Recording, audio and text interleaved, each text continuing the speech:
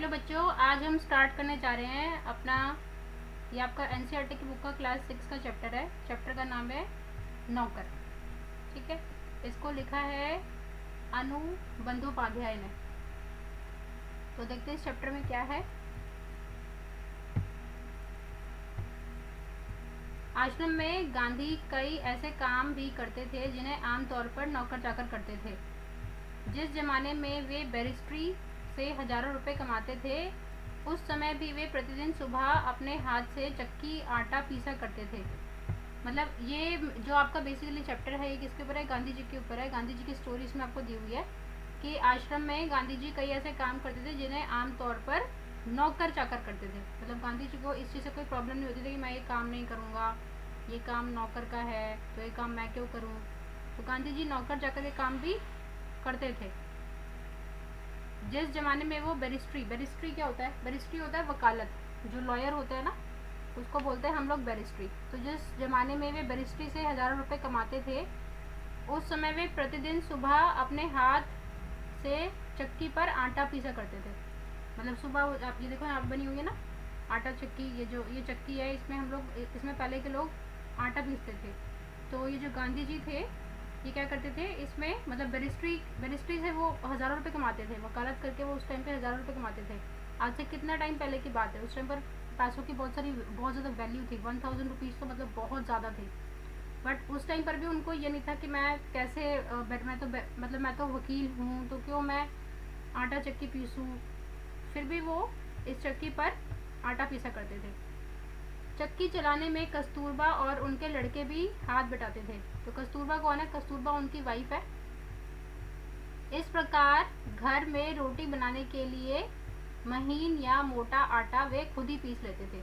मतलब कि अगर उनको घर में रोटी बनानी थी तो उसके लिए आटा तो पीसना ही है, तो वो जो आटा है वो खुद पीसते थे। वो किसी मिल वगैरह पे नहीं जाते थे आटा पिसवाने के लिए। साबरमती आश्रम में भी गांधी ने पिसाई का काम जारी रखा। वह चक्की को ठीक करने में भी कभी कभी घंटों मेहनत करते थे। मतलब कई बार ऐसा होता था कि जो चक्की होती थी वो ख़राब हो जाती थी, तो तब भी वो चक्की को ठीक करने में बहुत लॉन्ग टाइम तक उसको ठीक करने में लगे रहते थे कि जो चक्की है वो सही हो जाए। एक बार एक कार्यकर्ता ने कहा, आश्रम में आटा कम पड़ गया है। आटा पिसवाने के लिए हाथ बटाने के लिए गांधी जी फौरन उठकर खड़े हो गए। मतलब जैसे कोई कार्यकर्ता था आश्रम का, उसने मतलब ऐसे रैंडमली बोला कि भाई आश्रम में जो आटा है वो कम पड़ गया है। तो तुरंत गांधी जी उठे और उनकी हेल्प करने के लिए वहाँ से उठकर चले गए कि भाई ठीक है, मैं आपके साथ आटा पिसवा देता हूँ। गेहूँ पीसने से पहले उसे बिनकर साफ करने पर वह जोर देते थे। मतलब ऐसा नहीं कि वो कहते थे कि पहले आप उसको सीधा पीस दो। वो कहते थे कि आपको गेहूँ पीसने से पहले उसको बिनना है। बिनना मतलब कि चुनना है, उसमें से जो भी कंकड़ पत्थर वगैरह है उसको आपको निकाल के बाहर करने हैं। तब जाके फिर जब गेहूँ साफ हो जाएगा तब उसको पीसेंगे।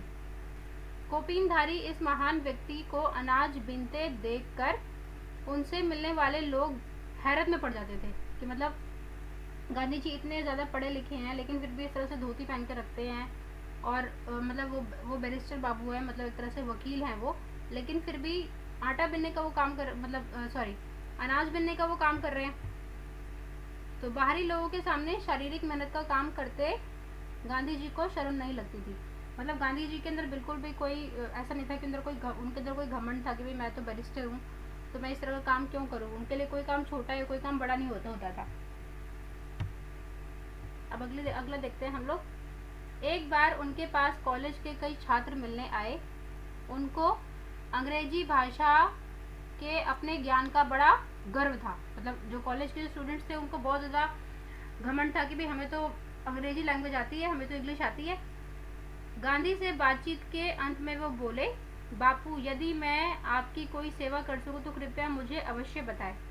मतलब गांधी जी से उन्होंने बातचीत करी जो स्टूडेंट्स थे और उन्होंने बोला कि गांधी जी बताइए, अगर मैं आपकी कोई मैं आपकी कोई सेवा कर सकूं तो मेरे को अच्छा लगेगा, मुझे खुशी होगी।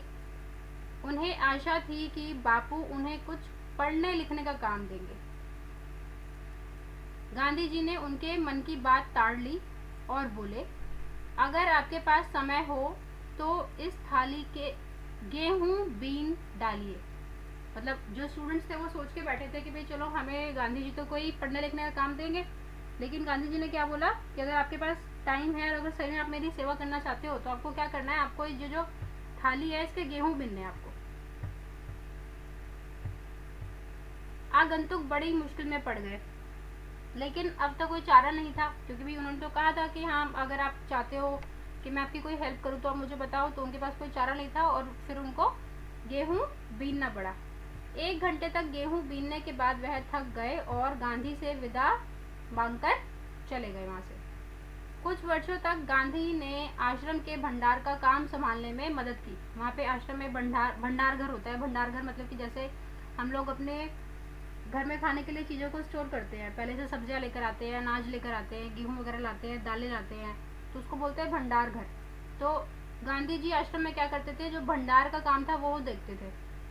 सवेरे की प्रार्थना के बाद वे रसोई घर में जाकर सब्जियां छीलते थे। रसोई घर या भंडारे में अगर वे कहीं गंदगी या मकड़ी का जाला देख पाते थे तो अपने साथियों को आड़े हाथ ले लेते। मतलब उनको सफाई सुथरा बहुत ज़्यादा पसंद था।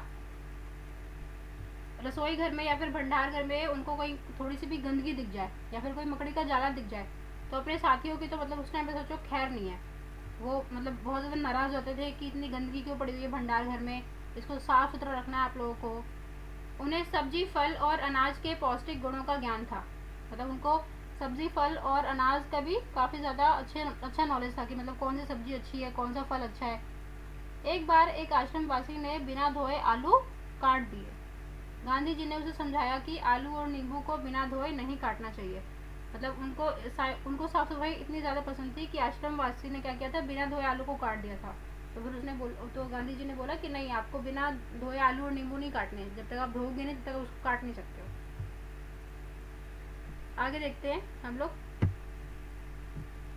एक बार एक आश्रमवासी को कुछ ऐसे केले दिए गए जिनके छिलकों पर काले चकते पड़ गए थे। देखो ये ना, ये केले ना नीचे और ये इस पे ये ब्लैक से चकते पड़े हुए हैं। उसने बहुत बुरा माना, उसको तो बहुत बुरा लगा कि मेरे को इस तरह का केला क्यों दिया है। तब गांधी जी ने उसे समझाया कि ये जल्दी पच जाते हैं और तुम्हें खास तौर पर इसलिए दिए गए हैं ताकि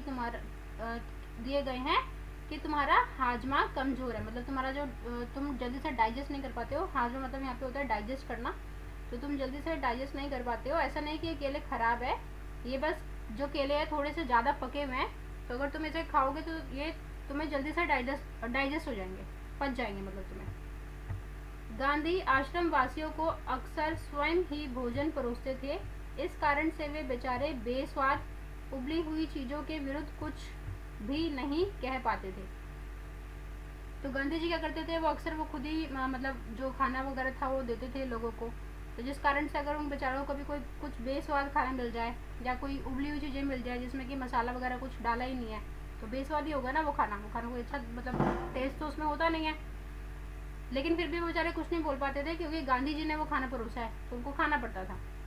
दक्षिण अफ्रीका की एक जेल में वो सैकड़ों कैदियों को दिन में 2 बार भोजन परोसने का कार्य कर चुके थे।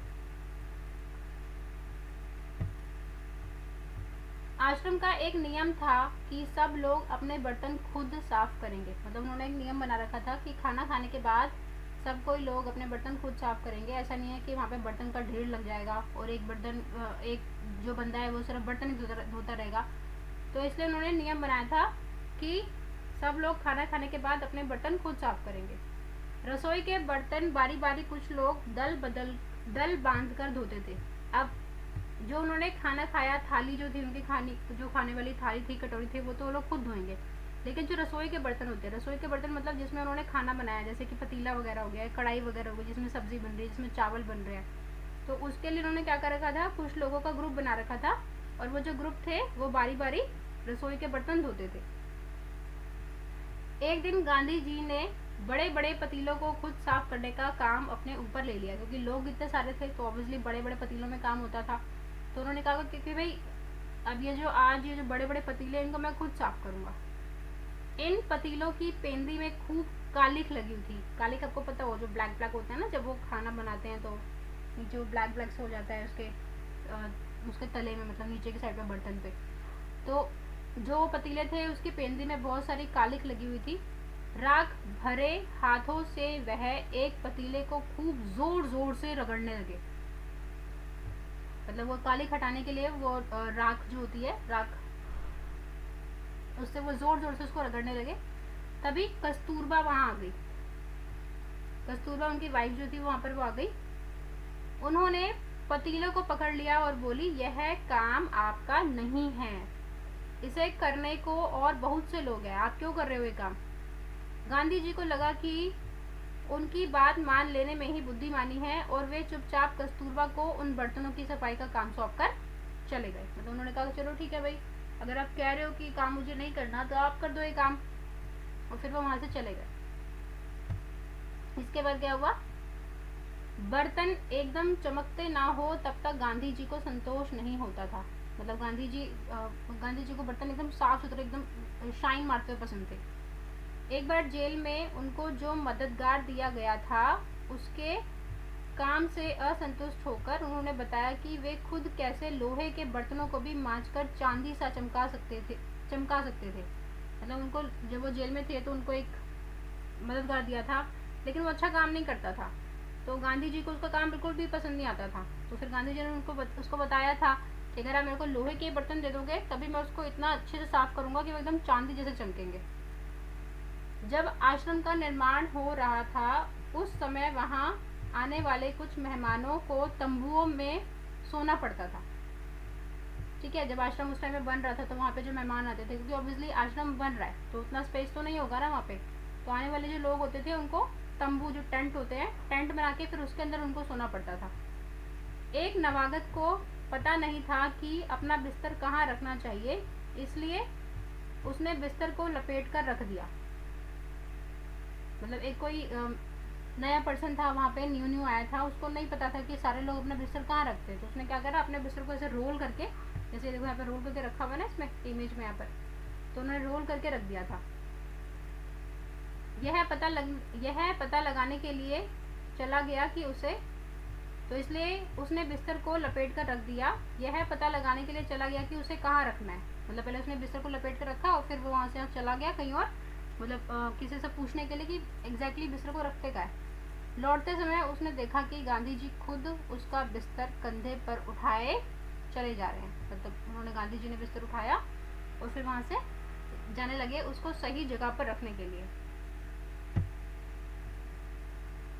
आश्रम के लिए बाहर बने कुएं से पानी खींचने का काम भी वे रोज करते थे। मतलब उनको ये भी लगता था कि भाई मैं काम क्यों करूँ, बहुत मेहनत का काम है। तो पहले के टाइम पे तो कुएं होते थे, कुएं से लोग पानी निकालते थे, तो गांधी जी कुएं से पानी खींच के पानी निकालते थे।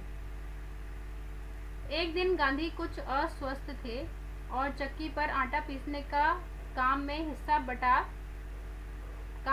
बटा चुके थे। उनके एक साथी ने उन्हें थकावट से बचाने के लिए अन्य आश्रम वासियों की सहायता से सभी छोटे बड़े बर्तनों में पानी भर डाला। लेकिन अब एक चीज देखो कि गांधी जी को यह बात पसंद ही नहीं आई, उनको बहुत बुरा लगा, मन में कुछ ठेस भी लगी, मतलब उनको थोड़ा सा बुरा लगा। उन्होंने बच्चों के नहाने का एक टब उठा लिया और कुएं से उसमें पानी भरकर टब को सिर पर उठाकर आश्रम में ले आए। अब उसके बाद जो बेचारे कार्यकर्ता थे उनको बहुत बुरा लगा, बहुत पछतावा हुआ कि भाई नहीं, मुझे ऐसे नहीं करना चाहिए था। मतलब गांधी जी इतने खुदगर्ज थे कि अगर वो बीमार भी है तब भी वो अपना काम खुद करेंगे, उनका कहना था। शरीर से जब तक बिल्कुल लाचारी ना हो तब तक गांधी को यह बात बिल्कुल पसंद नहीं थी कि महात्मा या बूढ़े होने के कारण उनको अपने हिस्से का दैनिक शारीरिक श्रम ना करना पड़े।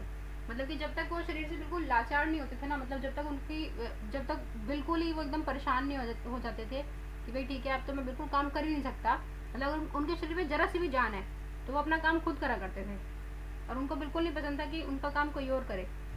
और ऐसा भी नहीं है कि वो महात्मा है तो वो बूढ़े हैं तो इस कारण से जो उनका शारीरिक श्रम का काम होता है, मतलब जो फिजिकल एक्टिविटीज़ होती है वो किसी दूसरे को दे दे, नहीं, वो अपना काम खुद ही करते थे। उनमें हर प्रकार का काम करने की अद्भुत क्षमता और शक्ति थी। वह थकान का नाम भी नहीं जानते थे, मतलब वो इतने एक्टिव थे, इतने बूढ़े होने के बाद वो इतने एक्टिव थे कि थकान का तो उनको नाम ही नहीं पता था। दक्षिण अफ्रीका में बोअर युद्ध के दौरान उन्होंने घायलों को स्ट्रेचर पर लादकर एक एक दिन में 25-25 मील तक ढोया था। मतलब इतने ज़्यादा वो एक्टिव थे कि दक्षिण अफ्रीका में जब बोअर युद्ध हुआ था तो वहाँ पर जो लोग घायल हो गए थे उसको वो स्ट्रेचर पर उठाते थे और एक दिन में 25-25 मील तक वो लोग उसको स्ट्रेचर पर डालकर लेके जाते थे। वह मीलों पैदल चल सकते थे और आजकल तो हमसे 1 किलोमीटर भी नहीं चला जाता ना पैदल, लेकिन गांधी जी मीलों पैदल चल सकते थे। दक्षिण अफ्रीका में जब वे टॉयलेट बाड़ी में रहते थे तब पास के शहर में कोई काम होने पर दिन में अक्सर 42 मील तक पैदल चलते थे। देखो कितना पैदल चलते थे वो। इसके लिए वे घर में बना कुछ नाश्ता साथ लेकर सुबह 2 बजे ही निकल पड़ते थे। मतलब सुबह 2 बजे वो निकल जाते थे, क्योंकि अगर उनको रास्ते में कुछ भूख लगेगी तो क्या करते थे, घर में जो भी नाश्ता बना होता था उसको अपने साथ में रख लेते थे। शहर में खरीदारी करते और शाम होते होते वापस फार्म पर लौट आते थे। मतलब जो भी उन्होंने अपना काम वाम निपटा लिया, खरीदारी कर ली और शाम होते होते फिर दोबारा से अपने फॉर्म पे वापस आ गए। उनके अन्य साथी भी उनके इस उदाहरण का खुशी खुशी अनुकरण करते हैं। एक बार किसी तालाब की भराई का काम चल रहा था। तालाब को भर रहे थे, ये देखो है ना, कुछ लोग यहाँ पे तालाब को भर रहे हैं ना। तो तालाब की भराई का काम चल रहा था जिसमें गांधी के साथ ही लगे हुए थे। मतलब गांधी जी के जो साथी थे वो लगे हुए थे। एक सुबह काम खत्म करके वे लोग फावड़े, कुदाल और टोकरियाँ, फावड़े कुदाल मतलब ये आपका, ये देखो ये फावड़े होते हैं। फावड़े कुदाल इस तरह से होता है जिससे वो खोदते हैं ना मिट्टी को, तो उसको होता है आपका फावड़े कुदाल। और टोकरियाँ लिए जब वापस लौटे तो उन्होंने क्या देखा कि गांधी जी ने उनके लिए तश्तरियों में, इस तरह से जो तश्तरियाँ हैं, नाश्ते के लिए फल आदि तैयार करे हुए हैं। ठीक है, तो एक साथी ने पूछा कि आपने हम लोगों के लिए यह सब कष्ट क्यों किया? क्या यह उचित है कि हम आपसे सेवा करवाएं? तो गांधी जी ने मुस्कुराकर उत्तर दिया, क्यों नहीं, मैं जानता था कि तुम लोग थके मांदे लौटोगे। तुम्हारा नाश्ता तैयार करने के लिए मेरे पास खाली समय था, तो मैंने इसलिए तुम्हारे लिए नाश्ता तैयार कर दिया। इसमें बुराई क्या है? दक्षिण अफ्रीका में रहने वाले भारतीयों के जाने माने नेता के रूप में गांधी भारतीय प्रवासियों की मांगों को ब्रिटिश सरकार के सामने रखने के लिए एक बार लंदन गए। आपको पता है, आप सब लोगों को पता है कि गांधी जी ने हम लोग को फ्रीडम दिलवाई है। जो पहले ब्रिटिशर्स का रूल था हमारे इंडिया के ऊपर, ब्रिटिशर्स रूल करते थे, तो उसमें गांधी जी का एक बहुत बड़ा रोल है। तो दक्षिण अफ्रीका में रहने वाले भारतीयों के जाने माने नेता, ये हमारे नेता है ना गांधी जी, तो वो भारतीय प्रवासियों की मांगे लेकर ब्रिटिश सरकार के पास गए थे। कहाँ गए थे? लंदन गए थे। वहाँ उन्हें भारतीय छात्रों ने शाकाहारी भोजन में निमंत्रित किया था। ठीक है, उनको एक इनविटेशन आया शाकाहारी भोजन के लिए। गांधी जी ने इस अवसर के लिए स्वयं शाकाहारी भोजन तैयार करने का निश्चय किया था। सॉरी, गांधी जी ने नहीं, छात्रों ने, मतलब छात्रों ने उनको इनवाइट किया था कि आप शाकाहारी भोजन पर आइए हमारे पास। तो छात्रों ने सोचा था, जो स्टूडेंट्स थे उन्होंने सोचा था कि भाई हम लोग खुद अपने आप ही खाना तैयार करेंगे।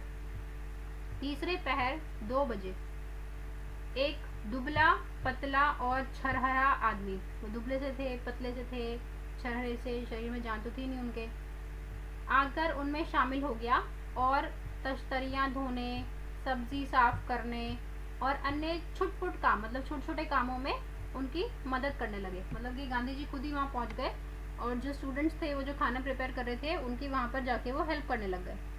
तो बाद में छात्रों का नेता वहाँ आया तो क्या देखता है कि वह दुबला पतला आदमी कोई और नहीं, उस शाम को भोज में निमंत्रित उनके सम्मानित अतिथि गांधी थे। मतलब बच्चों को नहीं पता था कि वो गांधी जी हैं।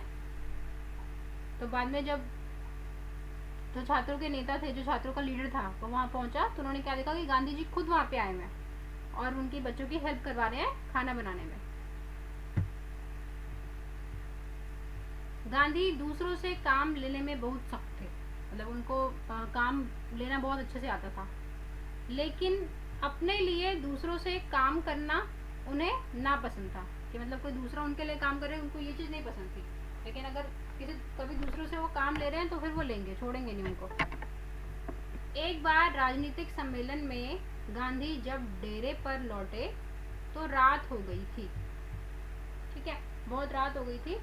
तो सोने से पहले वे अपने कमरे का फर्श बुहार रहे थे। फर्श बुहार रहे थे मतलब जो हम लोग झाड़ू मारते हैं ना, तो गांधी जी सोने से पहले अपने कमरे के फर्श पे झाड़ू लगा रहे थे। उस समय रात के 10 बजे थे।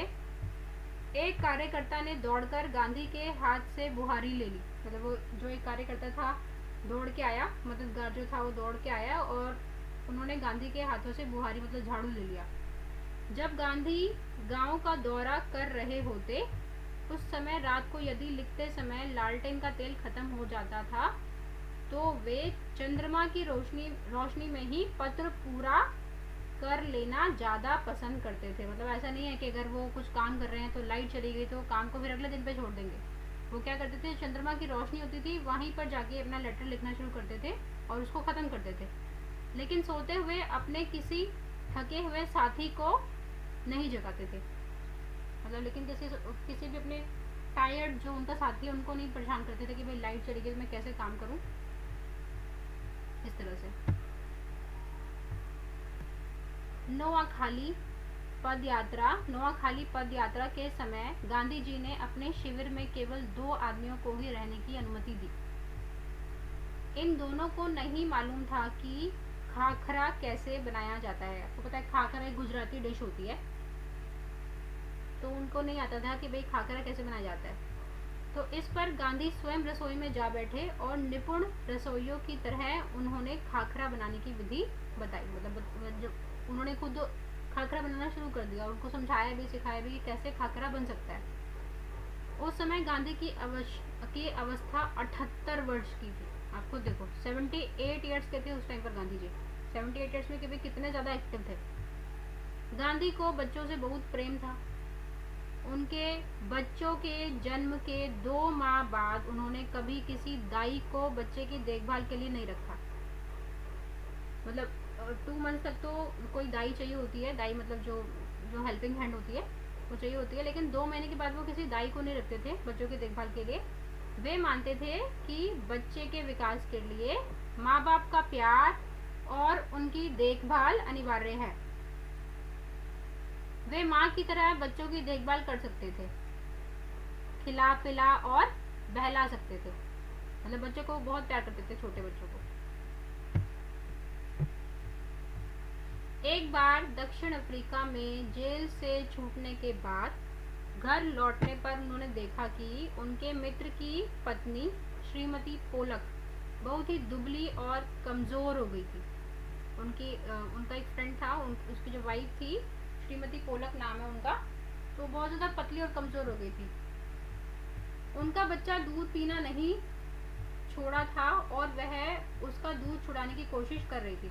मतलब बच्चा जब तक मम्मी का दूध पीता रहता है तो बच्चे कमज़ोर रहते हैं। तो वो जो उनका बेबी था वो छोटा ही था दूध पीना, तो जिसकी वजह से जो पोलक थी वो काफ़ी कमज़ोर हो गई थी। और पोलक ट्राई कर रही थी कि भाई किसी तरीके से मैं अपने बच्चे का दूध पीना छुड़वा दूँ। बच्चा उन्हें चैन नहीं लेने दे रहा था, रो रो कर उन्हें जगाए रखता था। गांधी जिस दिन लौटे उसी रात को उन्होंने बच्चे की देखभाल का काम अपने हाथ में ले लिया कि भाई अब आपको परेशान होने की ज़रूरत नहीं है, अब बच्चे को मैं संभालूंगा। सारे दिन बड़ी मेहनत करने, सभाओं में भाषण देने के बाद 4 मील पैदल चलकर गांधी कभी कभी रात को 1 बजे घर पहुंचते थे। मतलब इतनी ज़्यादा मेहनत करने के बाद सभाओं में वो भाषण देते थे, 4 मील पैदल चलते थे और रात को उनको आने में घर 1 बज जाता था। बच्चे को श्रीमती पोलक के बिस्तर पर से उठाकर अपने बिस्तर पर लेटा लेते थे। वह चारपाई के पास एक बर्तन में पानी भरकर रख लेते। मतलब जब वो बच्चे को सुलाने जाते थे ना तो अपनी चारपाई के पास वो एक बर्तन में पानी भर के रख लेते थे ताकि यदि बच्चे को प्यास लगे तो उसे रात को उठ के पिला देंगे। लेकिन इसकी ज़रूरत ही नहीं पड़ती थी, बच्चा कभी नहीं रोता था। मतलब जब बच्चा सोता था तो पूरी रात सोता रहता था, वो रोता नहीं था उठ के। तो उनकी चारपाई पर रात में आराम से सोता रहता था। एक पखवाड़े तक माँ से अलग सुलाने के बाद बच्चे ने माँ का दूध छोड़ दिया। मतलब कुछ टाइम तक उन्होंने सुलाया था बच्चे को अपने पास, तो जिस वजह से बच्चे ने माँ का दूध छोड़ दिया था।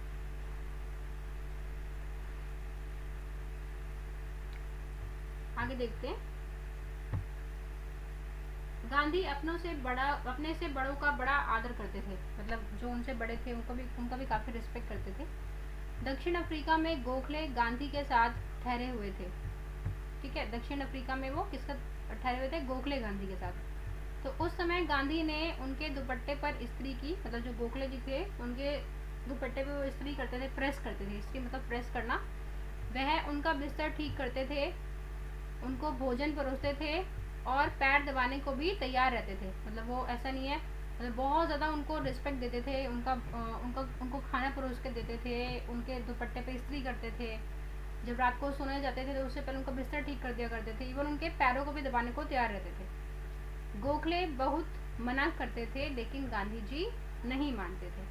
महात्मा कहलाने से बहुत पहले एक बार दक्षिण अफ्रीका से भारत आने पर गांधी कांग्रेस के अधिवेशन में गए। मतलब महात्मा गांधी तो बहुत बाद में उनको बोला गया ना, तो उससे पहले महात्मा कहलाने से बहुत पहले एक बार वो दक्षिण अफ्रीका से जो वो भारत आ रहे थे, तो उससे पहले वो गांधी जी कांग्रेस के अधिवेशन में गए थे। वहाँ उन्होंने गंदे पाखाने साफ किए, मतलब जो गंदे वॉशरूम्स होते हैं, टॉयलेट्स होते हैं, उनको भी उन्होंने साफ किया था। और बाद में उन्होंने एक बड़े कांग्रेसी नेता से पूछा, मैं आपकी क्या सेवा कर सकता हूँ? तो नेता ने कहा, मेरे पास बहुत से पत्र इकट्ठे हुए हैं, मतलब बहुत से लेटर्स मेरे पास इकट्ठे हो गए हैं जिनका जवाब देना है। मेरे पास कोई कारकुन नहीं है जिसे मैं काम दूँ। मतलब वो चाहते हैं कि उनके पास जो इतने सारे लेटर्स इकट्ठे हो गए हैं वो उन लेटर्स का एक रिप्लाई दे दें। क्या तुम यहाँ काम करने को तैयार हो? गांधी जी ने कहा, जरूर, मैं ऐसा कोई भी काम करने को तैयार हूँ जो मेरी सामर्थ्य से बाहर ना हो। मतलब ऐसा कोई भी काम है जिसके करने के मैं केपेबल हूँ। सामर्थ्य मतलब जिसको करने के मेरे अंदर कैपेबिलिटीज़ है, तो मैं कर सकता हूँ वो काम। ऐसा नहीं है कि मैं वो काम नहीं करूँगा। यह काम उन्होंने थोड़ी ही समय में समाप्त कर डाला और उसके बाद उन्होंने उन नेता की कमीज के बटन आदि लगाने और उनकी अन्य सेवा का काम खुशी से कर दिया। मतलब जो उनके कमीज के बटन टूटे हुए थे गांधी जी ने वो भी लगा दिए और उनकी सेवा भी करनी थोड़ी, मतलब जो सेवा में उनकी खुशी का काम था, जो भी उनको देखा, तो वो सब भी गांधी जी ने कर दिया। जब कभी आश्रम में किसी सहायक को रखने की आवश्यकता होती थी तब गांधी किसी हरिजन को रखने का आग्रह करते थे। मतलब जब भी कभी ऐसा होता था कि आश्रम में कोई हेल्पर की रिक्वायरमेंट है, तो वो क्या कहते थे, गांधी जी बोलते थे कि आप किसी हरिजन को रखो। हरिजन मतलब जो ये गरीब लोग होते हैं ना, जो छोटी कास्ट के होते हैं, छोटी जात के होते हैं, छोटी जाति के होते हैं, तो वो कहते थे कि आप किसी हरिजन को रखो। उनका कहना था, नौकरों को हमें वेतनभोगी मजदूर नहीं, अपने भाई के समान मानना चाहिए। मतलब ऐसा नहीं है कि वो नौकर है तो आप उसको ये बोलोगे कि वो मजदूर है, वो मेरी सैलरी पे रह रहा है, वो मजदूर है। नहीं, आपको उसको वेतनभोगी मजदूर नहीं बोलना, वो हमारे भाई के जैसा है। मतलब उनको भी प्रॉपर हम लोग को रिस्पेक्ट देनी है। इसमें कुछ कठिनाई हो सकती है क्या? इसमें कोई प्रॉब्लम है कि अगर हम उनको अपना भाई बोले? कुछ चोरियां भी हो सकती हैं, फिर भी हमारी कोशिश सर्वथा निष्फल नहीं होगी। लेकिन हमारी जो कोशिश है वो कभी ख़त्म नहीं होगी। हम लोगों को उनको एक भाई की तरह ट्रीट करना है, प्रॉपर उनको रिस्पेक्ट देनी है। उन्हें यह मालूम ही ना था कि किसी को नौकर की भांति कैसे रखे। मतलब कभी उन्होंने अपने जो उनके हेल्पर थे उनको नौकर समझा ही नहीं। एक बार भारत की जेल में उनके कई साथी कैदियों को उनकी सेवा टहल का काम सौंपा गया। ठीक है, उनकी सेवा टहल का काम सौंपा गया, तो मतलब सेवा करने का काम सौंपा गया गांधी जी की। एक आदमी उनके फल धोता, यहाँ पे होता नहीं, यहाँ पे धोता होगा, ठीक है, गलती से होता लिखा हुआ है। तो एक आदमी क्या करता था, वो उनके फल धोता था या काटता था, तो दूसरा आदमी बकरियों को धोता था, मतलब बकरियों का दूध निकाल लेता था। तो तीसरा उनके निजी नौकर की तरह काम करता था और चौथा उनके पखाने की सफाई करता था। पखाना मतलब जो उनका टॉयलेट है उसकी साफ सफाई करता था। एक ब्राह्मण कैदी उनके बर्तन धोता था तो 2 बोरे यूरोपियन प्रतिदिन उनकी चारपाई बाहर निकालते थे। ठीक है, मतलब जो जो 2 यूरोपियन लोग थे वो हर दिन उनकी चारपाई को बाहर निकाल दिया करते थे। गांधी जी ने देखा कि इंग्लैंड में ऊंचे घरानों में घरेलू नौकरों को परिवार का आदमी माना जाता था। ठीक है, उन्होंने नोटिस किया था कि जो इंग्लैंड के अच्छे अच्छे लोग हैं वो जो सर्वेंट्स होते हैं उनको अपने परिवार का हिस्सा मानते हैं। तो एक बार एक अंग्रेज ने घर से विदा लेते समय उन्हें यह देखकर खुशी हुई कि घरेलू नौकरों का उनसे परिचय नौकरों की तरह नहीं बल्कि परिवार के सदस्य के समान कराया गया, कि भाई वो उनकी फैमिली का एक हिस्सा है। इस तरह से उन्होंने उसका अपने नौकर का परिचय करवाया था, इंट्रोड्यूस करवाया था। एक बार एक भारतीय सज्जन के यहाँ काफी दिनों तक ठहरने के बाद गांधी जब चलने लगे तब उस घर के नौकरों से उन्होंने विदा ली और कहा, मैं कभी किसी को अपना नौकर नहीं समझता, उसे भाई या बहन ही माना है। मतलब मैंने हमेशा अपने जो नौकर है तो उनको मैं हमेशा भाई या बहन ही मानता हूँ, और आप लोगों को भी मैं अपना भाई समझता हूँ।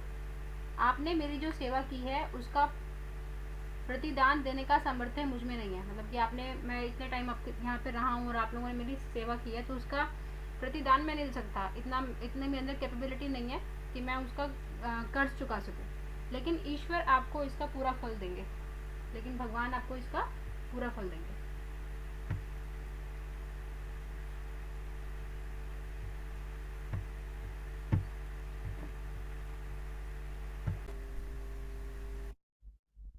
तो यहाँ पे हमारा जो ये चैप्टर है ये पूरा हो चुका है। आई होप ये चैप्टर आपको समझ में आया होगा। Thank you.